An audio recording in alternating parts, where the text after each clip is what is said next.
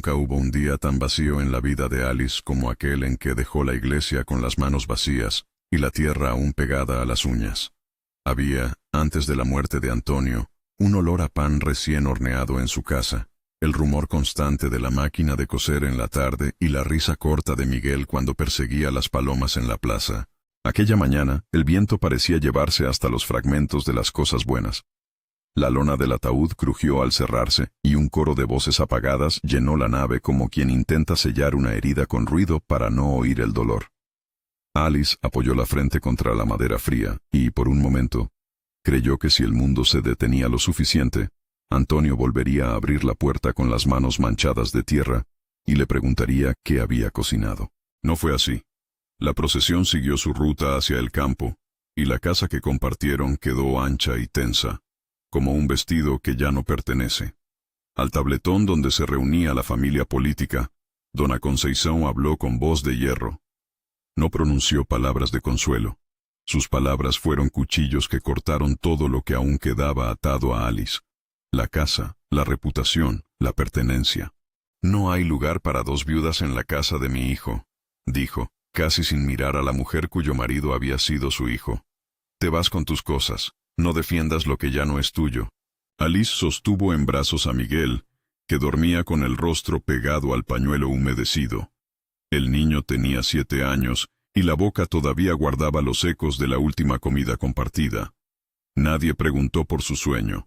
Nadie ofreció un abrazo que durara más de un suspiro formal. La suegra se adelantó y señaló la puerta como quien señala la salida a un animal que se pierde con las cosechas secas. Hubo murmullos, caras que querían aparentar compasión, y manos que, en la práctica, empujaban. Salieron al camino con una mala vieja, un retazo de manta que había sido de Antonio, y la certeza de que ya no podían quedarse. Alice sintió el peso de la tela en su espalda como si fuera el peso de todas las promesas incumplidas. Caminó con pasos que no se querían, sin mirar atrás más que por un instante, cuando la casa se achicó, y la campana del pueblo dejó de sonar. Las miradas no la siguieron. Los habitantes preferían hablar de aquello como quien comenta la muerte de un animal de trabajo, porque las desgracias, cuando son de otro, se convierten en lecciones. El trayecto a la salida del pueblo fue lento y pedregoso. Los caracoles se pegaban a las piedras, y el polvo se hacía camino hasta en la garganta. Alice acunó a Miguel con el mismo gesto con que antes planchaba las sábanas, con cuidado preciso, sin pensar en la propia fatiga. Por la tarde, el cielo se cerró en tonos de cebada quemada. La última luz alumbró las posturas cansadas de 2 personas que ya no sabían a dónde dirigirse. Cuando la noche cayó, buscaron cobijo bajo la techumbre de un modestísimo cobertizo junto al sendero, y Alice contó a Miguel historias de cuando Antonio la llevaba al río a lavar la ropa y le regalaba una naranja en la vuelta. Miguel escuchaba, y de tanto en tanto, entreabrió los ojos para preguntar una cosa sencilla. «¿Volveremos algún día a casa, mamá?» Alice respondió con la única verdad que le era posible. «No lo sé, hijo, pero mientras estemos juntas, no estoy sola». Había, sin embargo, algo en Alice que no aceptaba la derrota como destino final. Costurera de oficio, manos que conocían puntadas escondidas y secretos de telas que solo el tiempo revela, llevaba consigo la habilidad más humana que poseía: transformar harapos en dignidad. Por eso, en cuanto la primera luz del día la encontró erguida, desarmó la mala, sacó de ella agujas, un pequeño dedal y unos cuantos retazos. Empezó a reparar la ropa de quien pasaba, a dobladillar camisas, a remendar rodillas de pantalones por algunas monedas o por un pan. Su aguja, que antes servía para mantener una casa, se volvió la herramienta con la que ganaban cada día la comida en el silencio de la carretera. La gente del camino no era hostil del todo, pero tampoco acogedora. Los trueques eran directos. «Arregla mi camisa y te doy medio kilo de maíz», le dijo un jornalero con manos de río, y Alice aceptó. No era orgullo lo que dictaba su trabajo a la intemperie. Era la necesidad de mostrar a Miguel que aún podían vivir con el sudor propio. Él, por su parte, era una criatura que aprendía a vencer la inquietud con pequeñas cosas. Un pedazo de cuerda se convertía en cometa, una caja en barco que navegaba por ríos imaginarios. En esas horas, Alice observaba a su hijo con una mezcla de ternura y temor. La fiebre paterna parecía haberse llevado no solo a Antonio, sino la perífrasis de su seguridad. Una tarde, cuando las nubes amenazaban lluvia y el olor de tierra mojada llamó la atención de ambos, se toparon con un hombre de edad avanzada que iba recargado sobre su bastón. Era Jacinto, conocido en las rutas por su memoria de caminos y su costumbre de guardar historias como quien guarda velas. Entre un cigarro y otro, Jacinto les habló de un lugar que nadie reclamaba desde hacía años. Una mansión al borde del bosque, vieja y caída, que las lenguas del pueblo llamaban la Casa de las Ventanas Cerradas. Nadie decía el nombre de su antiguo dueño sin evitar la mirada. La mansión había sido un rumor en las sobremesas, un recuerdo de opulencia que el tiempo convertía en mella. «No es lugar para que vivan ricos, no ahora», murmuró Jacinto. «Pero las casas viejas guardan agua en su pozo y techo que, con manos, vuelve a ser abrigo. Quien la dejó, se fue con el ruido. No hubo herederos que la reclamaran, y Lucio no la mira de cerca porque hay otras tierras que le interesan más. A veces, lo que la gente desprecia es lo que a uno le puede salvar». Alice escuchó con la atención de quien registra una bifurcación en el camino. Llevaba días pensando en un refugio que fuera suyo, aunque fuera precario. El aliento de Jacinto era la primera posibilidad que no oliera a complacencia forzada. Preguntó por las distancias, por si existían vecinos, por el estado real de la casa. Las respuestas eran fragmentos. Tejas sueltas, moho, una higuera que ya no da fruto, un pozo que no se ha secado. Le pareció suficiente. Al día siguiente emprendieron la marcha hacia la dirección que le indicó el viejo. El sendero se volvió más espeso y el rumor de los pájaros se alargó como un himno a la esperanza. La mansión apareció, al fin, como una herida abierta en el verde. Su fachada, antaño orgullosa, ahora se inclinaba y mostraba grietas que el tiempo había dibujado con indiferencia. La verja de hierro estaba torcida y la puerta principal parecía una boca cansada. Sin embargo, para Alice, la visión fue menos de ruina y más de salvavidas. Sintió que el suelo le daba un paso.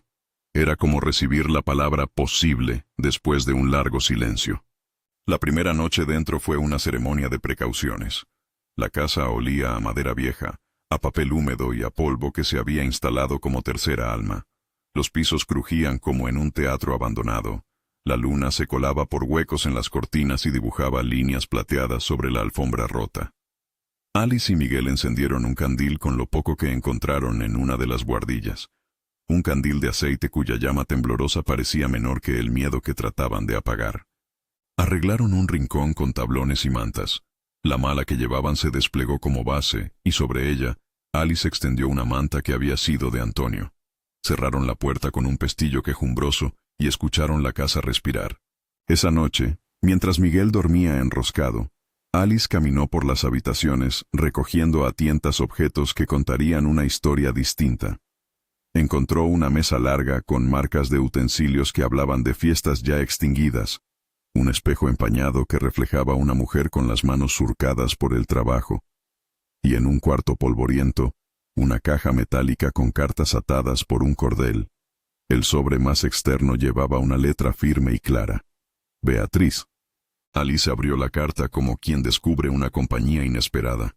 La escritura de Beatriz era urgente y suave a la vez. Hablaba de libertades, de una vida escogida, de la necesidad de que la casa fuera un lugar donde las voces no fueran ahogadas por el peso del apellido. En un párrafo, la letra decía: si alguna vez vuelves a leer esto y sientes que el mundo pretende cerrarte puertas, recuerda que la casa es siempre un lugar que se puede volver a llenar de vida. Las paredes no son cadenas, son ventanas que se abren si alguien decide abrirlas. Alice dejó la carta a un lado con la sensación de que Beatriz le dejaba una llave invisible. No era una instrucción legal, sino una confidencia que le daba permiso para imaginar. El pozo fue, sin embargo, el verdadero descubrimiento. Al bajar por una escalera que olía a hiedra, Alice encontró agua.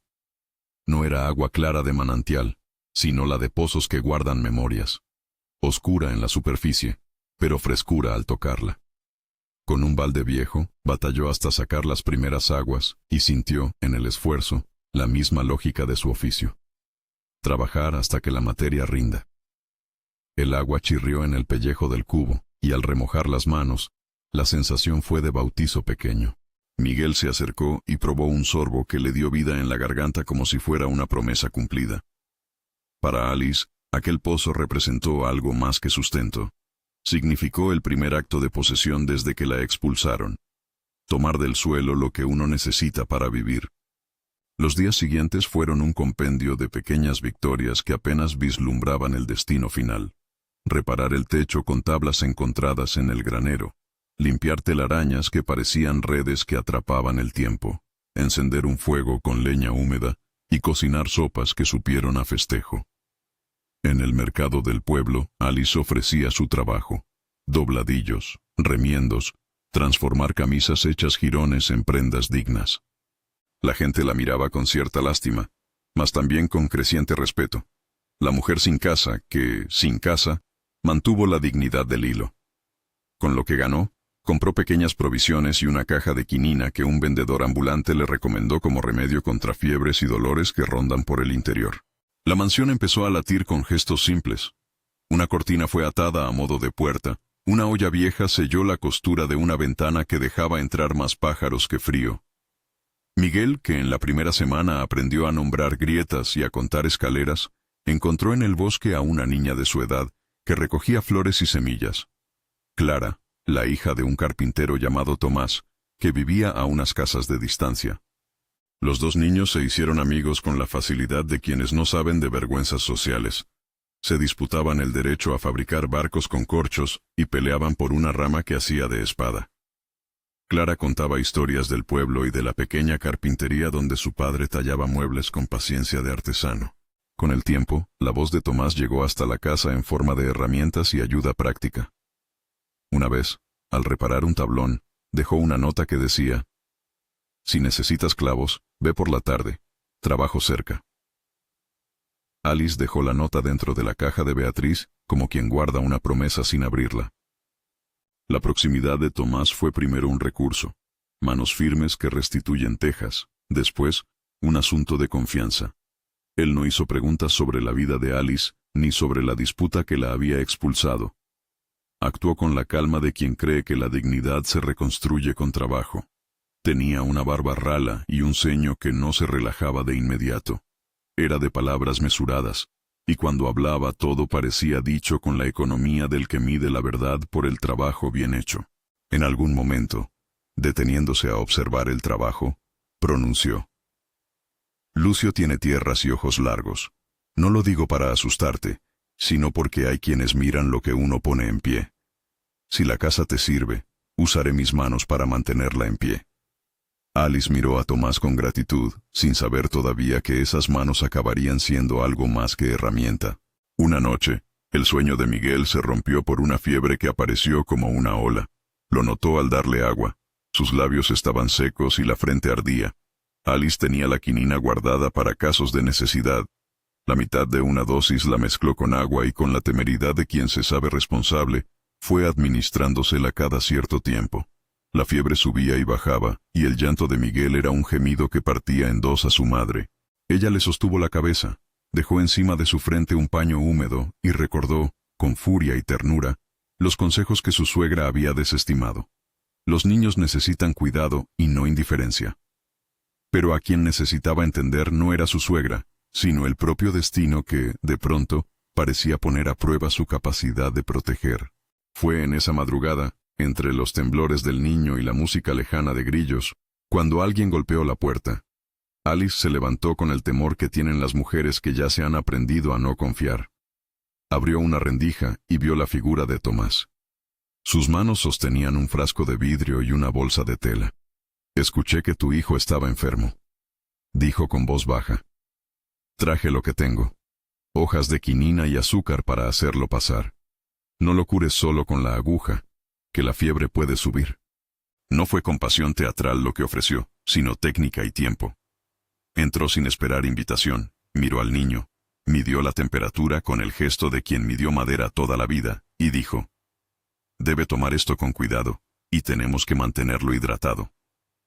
Tomás se quedó hasta el amanecer, abriendo una vez la ventana para que el aire circulara y colocando compresas frías en la frente del niño. Alice observó cada gesto como quien ve cómo se arma un puente. No hubo caricias que exageraran la escena. Hubo eficacia, presencia.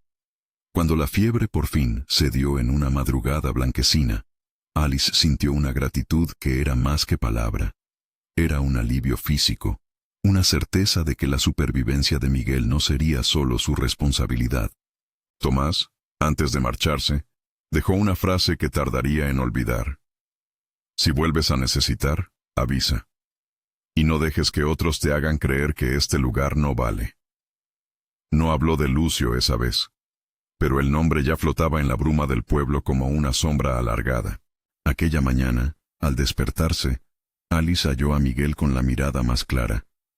El niño, a pesar del cansancio, sonrió con la inocencia de quien vuelve a encontrar su juguete favorito. Le ofreció un pan que había guardado y lo miró con la intensidad de quien ha cruzado una orilla. Alice salió a la galería y encontró una marca en la puerta. Un clavo viejo, con un papel doblado atado a él. Era de Tomás. Traje clavos para la puerta del granero. Si puedes, mañana paso a cerrar el hueco. Dentro del papel, un dibujo simple de una casa con personas dentro. Alice posó la mano sobre el dibujo como quien toca un mapa que indica la dirección correcta. Las cartas de Beatriz continuaban apareciendo en distintas habitaciones. Fragmentos de vida que parecían conversar con la de Alice a través del tiempo. En una de ellas, Beatriz escribía sobre un jardín y la necesidad de plantar para que las generaciones no mueran de hambre. En otra, hablaba de un temor parecido al que Alice sentía la noche de su expulsión. A veces los muros nos hablan de quienes vinieron antes. Queremos olvidar porque duele recordar que los otros se fueron por orgullo. Pero la casa no es la suma de sus ausencias. Es la posibilidad de que otros lleguen y la hagan suya. Las palabras le servían a Alice como un contrafuerte moral, la idea de que no estaba simplemente ocupando un espacio ajeno, sino que podía, con trabajo, transformar la mansión en una casa verdadera. Los primeros intercambios con el pueblo se volvieron rutina. Alice ponía la aguja en marcha y, con puntadas finas, trabajaba algunas horas en la carpintería de Tomás, que le pagaba en leña o en panes. Tomás, por su parte, aprovechaba para enseñarle a Miguel a usar la lija y a no temer al hilo de los clavos. Era un aprendizaje de manos compartidas. El niño aprendía. Alice se sentía menos sola. La reputación de la joven viuda se fue recomponiendo por el ejercicio de la labor. Si lo que uno hace es útil para otros, las palabras se transforman en respeto. Sin embargo, había silencios que no eran de silencio sino de observación. Algunos comerciantes miraban la mansión como quien mide cuánto puede rendir una tierra. Hubo quien murmuró que Lucio no miraba con buenos ojos a quienes reclamaban casas sin título. La política de las tierras era antigua, y trae, como pecados de cosecha, la codicia de los poderosos. Una tarde de mercado, cuando las voces se mezclaban con el rechinar de carros, Alice se encontró con Dona Conceição. La mujer, con su rostro afilado como una hoja, no ocultó el desprecio. No habló de la muerte de Antonio. Habló en cambio de la vergüenza, de la supuesta deshonra. Alice respondió con la calma de quien ha aprendido que el diálogo no va a cambiar la conciencia de quien no quiere cambiar. No busco pelea, dijo. Solo quiero un lugar donde criar a mi hijo. La suegra sonrió sin bondad. Ten cuidado con los atajos, niña. En este pueblo hay quien no respeta a los que vienen sin nombre. No dijo el nombre de Lucio, pero el alambre de queja colgó en el aire como advertencia. La frase quedó nadando en la cabeza de Alice. La presencia de Lucio se sentía más bien como un murmullo en los bordes. Se sabía que era un terrateniente de mirada dura, un hombre con más tierras que manos para trabajarlas y con suficientes empleados dispuestos a hacer su voluntad. En el pueblo, hablar de él era lo mismo que nombrar la lluvia. Todos sabían que existía, pero nadie se arriesgaba a llamarlo por su nombre sin un motivo. Alice, sin embargo, necesitaba más que rumores. Necesitaba amoldar la mansión a su gesto cotidiano. Y para eso, requería alianzas que eran de trabajo y de afecto. La llegada de Tomás había abierto una grieta en la soledad que la expulsión había causado. Ese mismo vínculo empezaría un proceso lento, donde el afecto se mezclaría con la atención mutua, y con la idea de una defensa comunitaria frente a los ojos largos de cualquiera que pretendiera arrebatar lo poco que habían levantado. La primera semana en la que Miguel se recuperó, la mansión tuvo una noche de risas introvertidas. Cocinaron un guiso con lo poco que habían conseguido, invitaron a Clara a jugar, y Tomás se quedó hasta que la luna subió engalanando los techos. No hubo cortejo verbal, no hubo promesas. Hubo, en su lugar, miradas que se sostenían en la claridad de que no estaban solos. La casa, con sus ventanas rotas y sus huellas, parecía aceptar esa nueva compañía como quien recibe a quienes vienen a reparar una herida.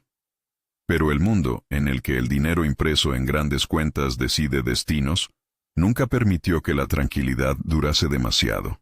Un día, al regresar de la ciudad con telas compradas en trueque, Alice encontró huellas recientes en la tierra del granero, pisadas grandes que no eran de animales. Al inspeccionar vio que alguien había pasado por los bordes de su propiedad y había dejado marcas de botas empapadas. No había violencia en el acto, pero sí una intención: marcar territorio sin aparecer. Fue Tomás quien, al ver las huellas, cerró los puños con un gesto que hace gruñir al pecho. «No me gustan las botas cerca», dijo sin alzar la voz. Esa marca no la dejó un caminante, la dejó alguien que mide lo que uno tiene con los zapatos puestos para apoderarse. Alice sintió una antigua ira subir por su garganta, el sentimiento de ser observada como objeto, de ser evaluada por la cantidad de bienes que no poseía sino que había tomado del abandono. Pero también aprendió algo más: la certeza de que no podía afrontar esa amenaza sola. La casa, con su agua, su pozo y sus ventanas, ya no era solo el cobijo de una mujer y su hijo. Era un proyecto de supervivencia, un nodo donde la labor de costura y la habilidad de carpintero se cruzaban. Si alguien quería derribar lo que construían, tendría que enfrentarse a manos que ya no estaban dispuestas a soltar lo que habían ganado con sudor. Esa noche, antes de dormirse, Alice volvió a leer las cartas de Beatriz. Había una en particular que le habló como si la autora conociera las mañanas que vendrían.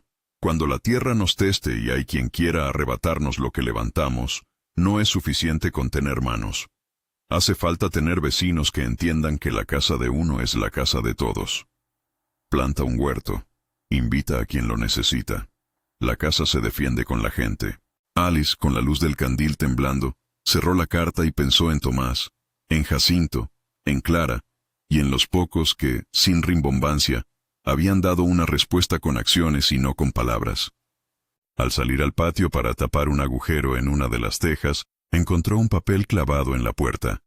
Un recado escueto y sin firma que decía: «No te equivoques. Hay quien mira y espera». La tinta estaba corrida como si se hubiera escrito con prisa. La advertencia, aunque anónima, sabía a la voz de la suegra y a los silencios del mercado. Era la confirmación de que la vida en la mansión no sería un paseo sin sombras.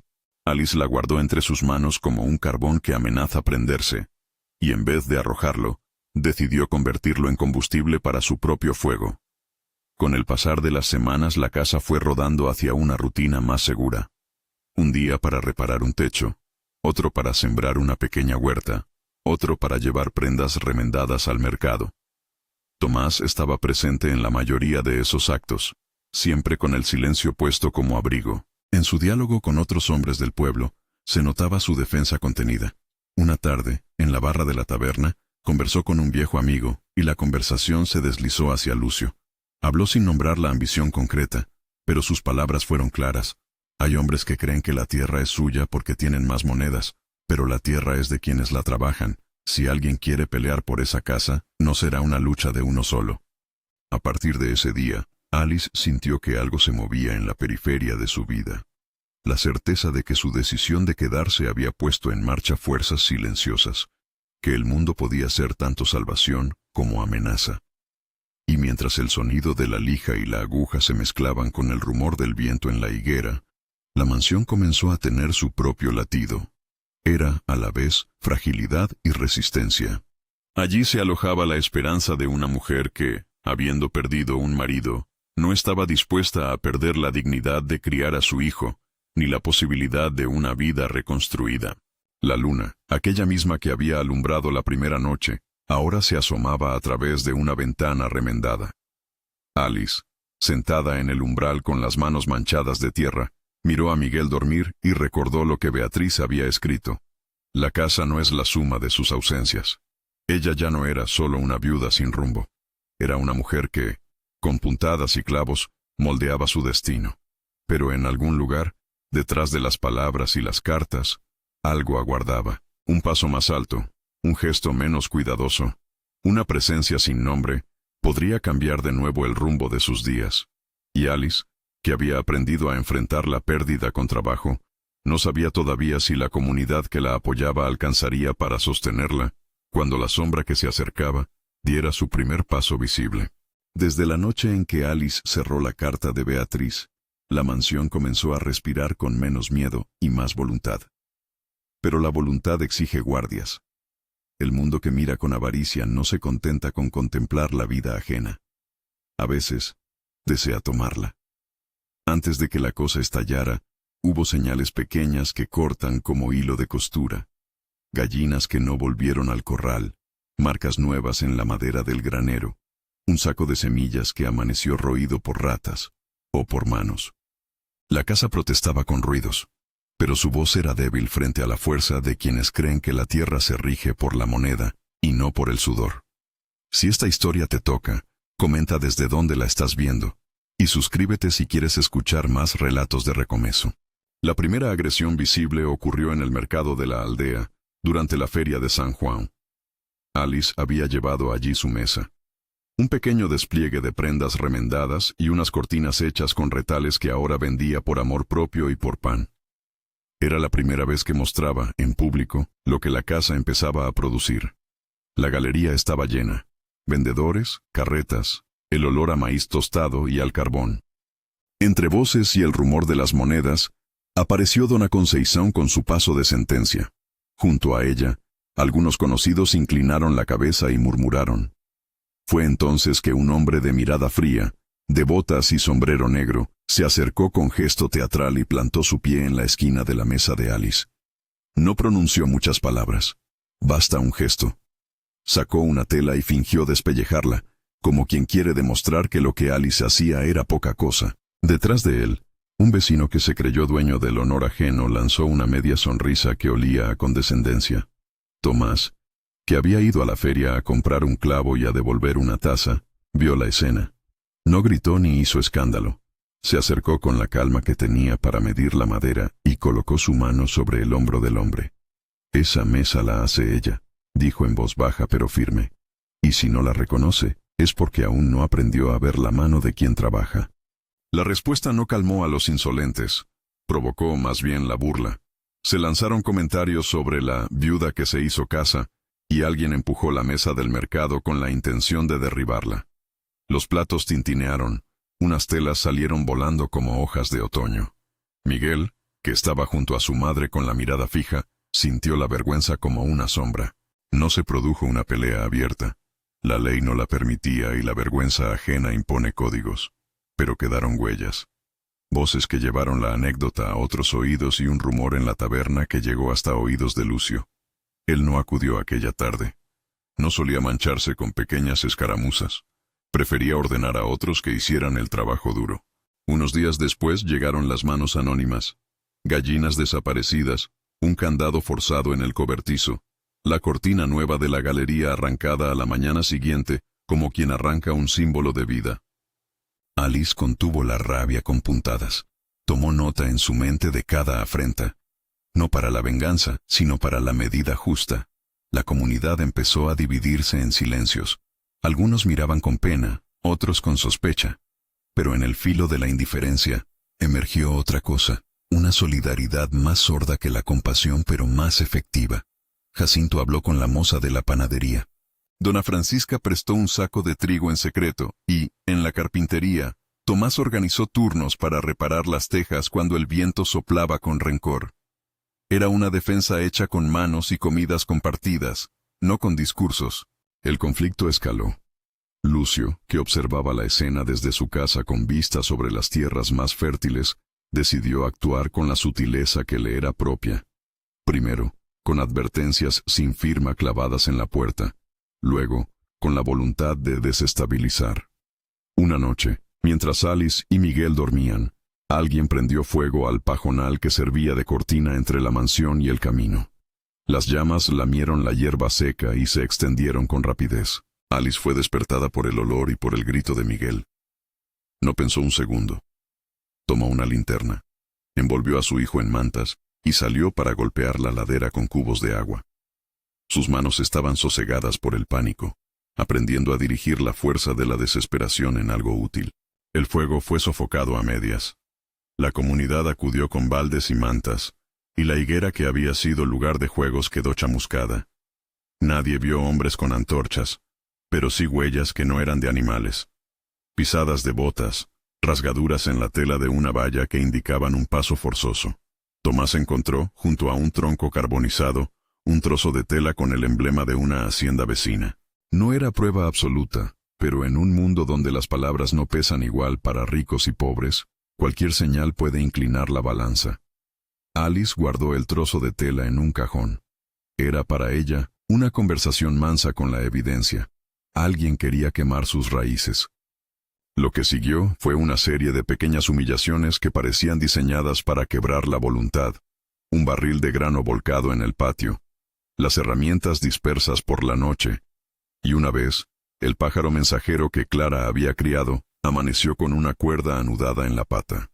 Fueron actos que no buscaban destruir la casa de inmediato. Buscaban que quien habitaba la mansión se sintiera extranjero en su propio hogar. Pero en el tejido de esas heridas había otro hilo, el de la constancia de Alice. Cada acto de sabotaje la obligaba a levantar la vista y a no ceder. Además, la gente que trabajaba con ella empezó a verla como un símbolo. La casa, más que objeto, se convertía en un referente de dignidad. La noche que vino la más grave provocación, una lluvia gruesa había anunciado tormenta. Las nubes parecían revueltas con la misma furia que algunas voluntades humanas. El granero ardió con violencia. Nadie supo decir quién empezó la hoguera. Algunos dijeron que vieron luces donde no debía haberlas. Otros hablaron de un hombre que cargaba un saco hasta no más de 100 pasos de la construcción. Fue un acto rápido y despiadado. En instantes, el techo cedió. Las llamas comieron sacos, herramientas y el silencio mismo. El humo ascendió, y se llevó con él parte de la historia que Alice había querido recuperar. La respuesta fue inmediata. Tomás corrió con la carreta y los vecinos con cubetas y mantas. Padre Sebastián, que había oído el alboroto, trajo cántaros de agua desde la iglesia y rezó en voz baja una oración por la protección de los que luchaban. No hubo manos suficientes para apagar todo. El fuego encontró el granero y lo devoró. La mansión fue golpeada en su costado práctico. Perdieron la reserva de leña, algunos alimentos y el espacio donde guardar las telas. Nadie resultó muerto, y esa era la primera victoria en medio de la desgracia. Cuando, al amanecer, las brasas se volvieron ceniza, la comunidad se reunió en círculo alrededor de lo que quedaba. Lucio no apareció con rostro descubierto, pero su presencia se sentía como un perfume. Estaba detrás de los que se movían contra Alice. No había necesidad de verlo para saber que su voluntad, como una sombra, había ordenado el desastre. Alice miró el fango y las cenizas, y reconoció algo que la vida le había enseñado, que el resto se define por lo que decides hacer después de la caída. Tomás, con la cara tiznada pero los ojos limpios, abrazó a Miguel y dijo: «La casa no arde si nosotros no dejamos que se nos vaya de las manos». Su voz fue, más que consuelo, un plan. Se inició entonces la lucha por la justicia. En un pueblo donde el poder y la ley a veces conviven con la conveniencia, la balanza se inclina con pruebas y con voces que se atrevan a hablar. Alice acudió al delegado Augusto con el trozo de tela encontrado y con los testimonios de quienes habían visto hombres sin identificar en los alrededores del granero la noche anterior. Padre Sebastián acompañó a Alice no porque la fe prometiera un milagro, sino para que su figura de mediador diera peso moral a la denuncia. El delegado escuchó con la paciencia de un hombre que conoce las tramas rurales. Pidió calma y ordenó que se interrogaran testigos. Lucio respondió mediante su abogado, negó toda implicación y declaró que la mansión no le interesaba en lo más mínimo. «Hay otros terrenos que cuidan mis ojos», dijo. O al menos así lo dijeron quienes transmitieron la conversación. Era la forma de objetar sin directo enfrentamiento, negar sin explicar demasiado. La maquinaria legal se puso a andar con la lentitud de las cosas serias. El abogado de Alice era un hombre llamado Joaquim, que había llegado años atrás desde la ciudad y trabajaba a sazón de causas justas y casos modestos. Para él, la usucapión no era una teoría elemental, sino una posibilidad que requería tiempo y testigos. Reunió escritos, cartas y testimonios. Pidió al padre Sebastián que redactara una declaración sobre la ayuda prestada a la mansión en días de necesidad. Buscó a Jacinto, que, en su memoria de caminos, recordaba haber visto el terreno abandonado años antes. Sobre todo, Joaquim defendió la idea de que la posesión pacífica y pública por un tiempo razonable, junto a la demostración de que se había trabajado la tierra y hecho moradas, era fundamento para pedir la adjudicación por usucapión. Era la ley antigua que protegía al que trabaja la tierra cuando el dueño se ausenta por largo tiempo. El primer juicio fue más ceremonia que sentencia. Abogados que hablaron en latigazos, vecinos que se presentaron con ropas domingueras y un juez que no quería sobresaltos. Lucio contrató testigos, hombres con palabras prestadas, que insistieron en que la mansión estaba ligada a la propiedad de otro terrateniente lejano. La disputa en ese sentido era enterramientos de memoria. Quien recuerda derecho con más fuerza, cambia la historia a su favor. Pero la evidencia de trabajo estaba allí. Tablas cambiadas, pozos abiertos, remiendos de tejado. La huella de una vida que, aunque reciente, juraban que había permanecido en la casa. Hubo noches de intranquilidad, donde Alice se preguntó si valía la pena pelear el tiempo judicial, con sus plazos y sus tecnicismos, o si la mansión terminaría siendo un recuerdo quemado. Pero la presencia del pueblo empezó a ser decisiva. Vecinos que antes miraban con indiferencia empezaron a venir a declarar que la casa había sido ocupada y trabajada. La panadera que entregó un pan en consignación. La costurera que atestiguó trabajos. La niña Clara que contó cómo Miguel y ella habían plantado semillas en el huerto. Cada voz fue un clavo más que sujetaba la historia a la realidad. Incluso algunos hombres que trabajaban en tierras de Lucio dijeron, en voz baja, que habían visto personas ajenas rondar la noche del incendio. No era una prueba científica, pero era testimonio, y en pueblos donde la palabra encarna la autoridad, servía. El juicio tuvo su clímax en una sala polvorienta, bajo el reloj del juzgado que parecía medir las vidas en minutos.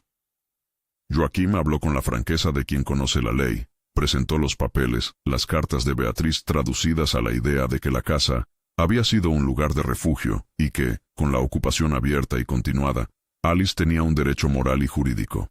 Lucio presentó sus testigos y su voluntad de conservar la paz de la región. Sus palabras eran afiladas pero vacías de trabajo real sobre la mansión. El juez escuchó, leyó y al final tomó una decisión que sorprendió a muchos. No era un veredicto inmediato sobre la propiedad absoluta, pero reconoció la posesión continua y pública de Alice, y concedió medidas cautelares que la protegían ante desalojos forzosos a la espera de una decisión definitiva. Era un triunfo intermedio, que dejó a ambas partes expectantes, pero dio a Alice y a su hijo una calma para recomponer la casa. Lucio reaccionó con sordidez. La medida no era definitiva, y en su mundo, la paciencia es una forma de presión. No atacó con la fuerza bruta aquella vez, sino con la estocada de la humillación pública. En la feria siguiente, anunció en voz alta que quienes habitaban la mansión eran invasores de herencias, y que cualquiera que los ayudara podría ser cómplice. Fueron palabras diseñadas para crear miedo. Pero el pueblo ya no estaba dispuesto a callar. Tomás, con voz grave, se plantó frente a la mesa de aquel que intentaba humillar, y dijo: «Si para ti es asunto de título, para nosotros es asunto de pan y techo. Si nos llaman invasores, entonces que quede claro quién es el que abandona y quién es el que trabaja». La tensión social aterrizó en un punto sensible. El orgullo del pueblo empezó a inclinarse hacia quienes defendían el trabajo. La mansión, poco a poco, dejó de ser la casa de la viuda para convertirse en el símbolo de que la tierra tiene otras lealtades. Alice y Tomás fueron vistos como agentes de esa nueva ética. Su vínculo se fue estrechando en actos cotidianos: reparar juntas, cuidar a Miguel, sembrar y cosechar.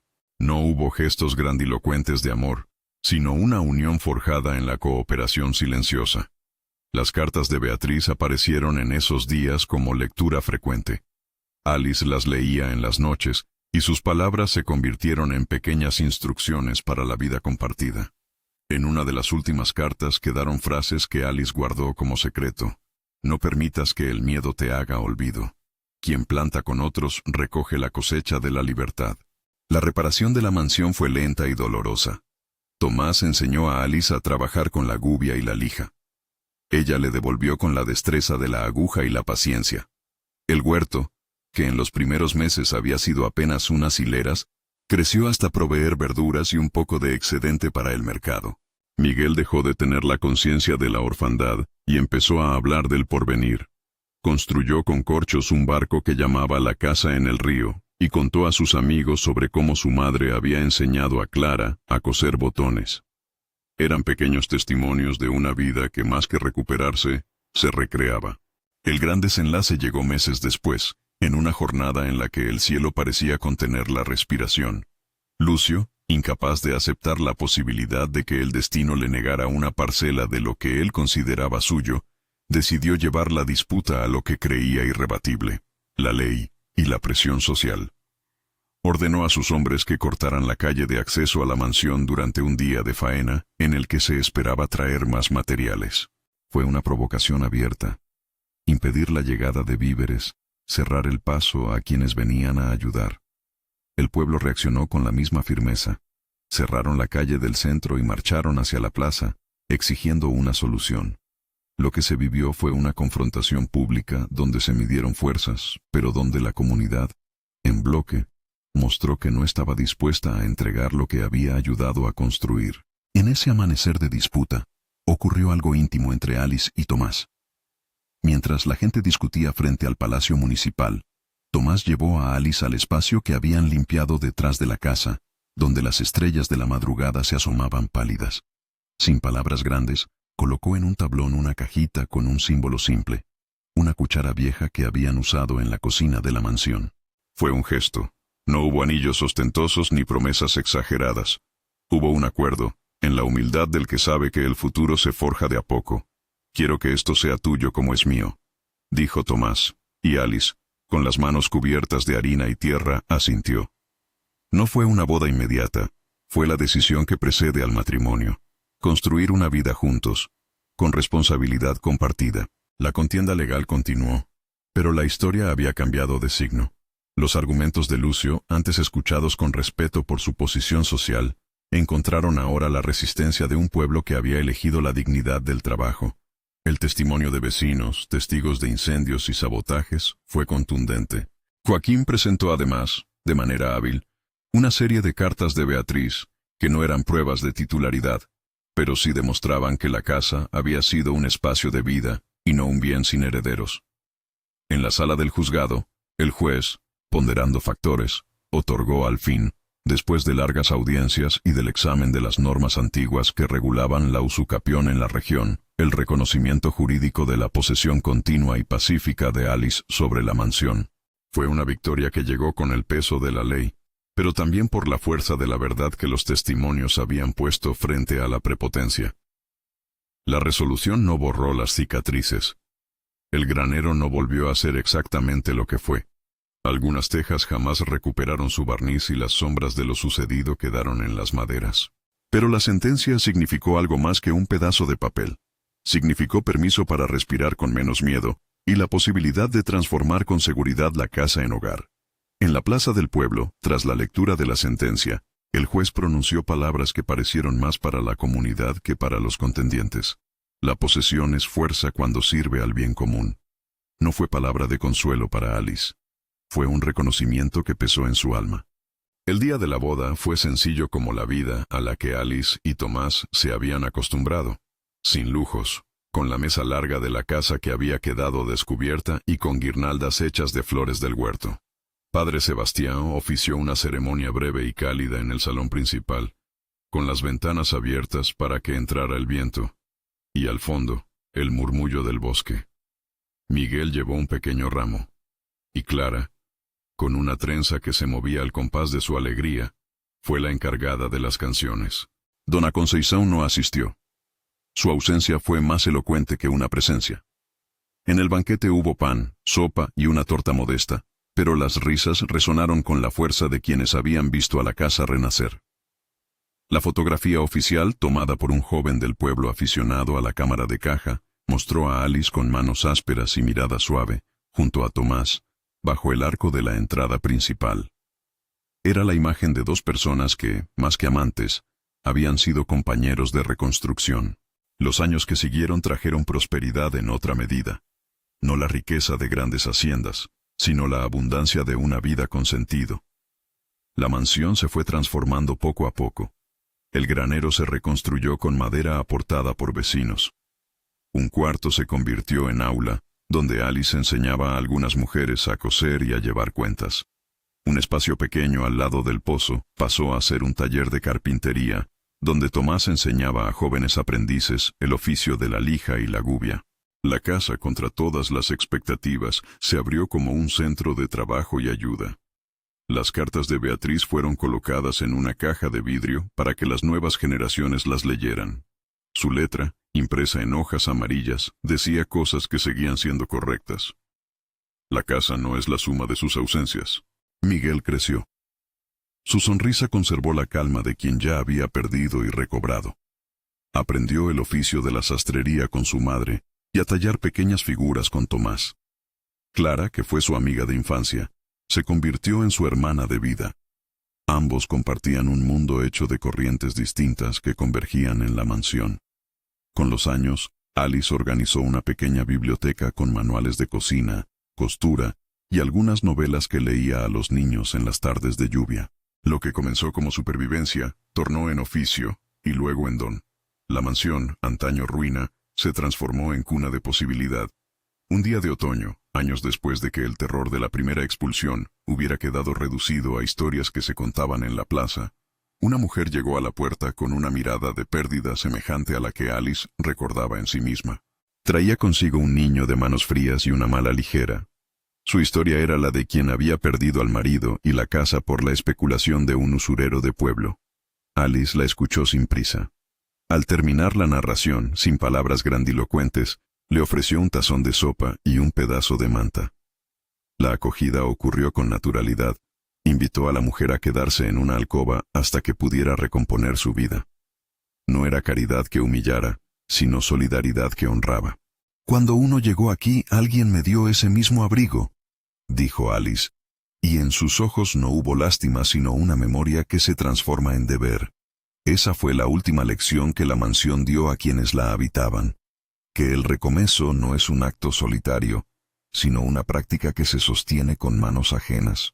Las cartas de Beatriz seguían colgadas en su vitrina, pero ahora ya no eran solo palabras antiguas.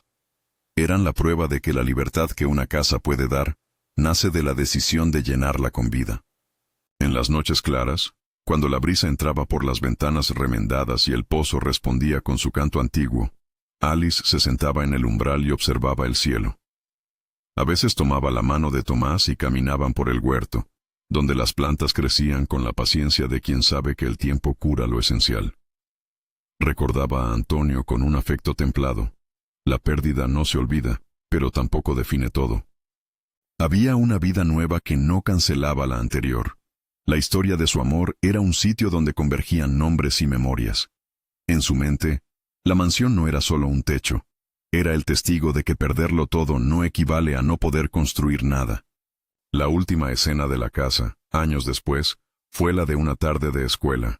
Mujeres en una mesa aprendiendo a coser, niños leyendo en voz baja, un hombre joven enseñando a tallar una pata de mesa con la paciencia que le había enseñado Tomás. Afuera, el huerto ofrecía hojas y flores, y en la vieja verja había una placa pequeña con una inscripción sencilla: casa de trabajo y respiro. No había ostentación ni vanidad. Había, en cambio, una declaración de propósito que decía más que un linaje, que las manos dignifican lo que la tierra ofrece. Cuando la luz empezó a bajar y las sombras del atardecer se alargaron, Alice sintió en la piel la tregua que da la certeza de haber elegido. Se acercó al cajón donde había guardado el trozo de tela encontrado junto a las brasas del granero.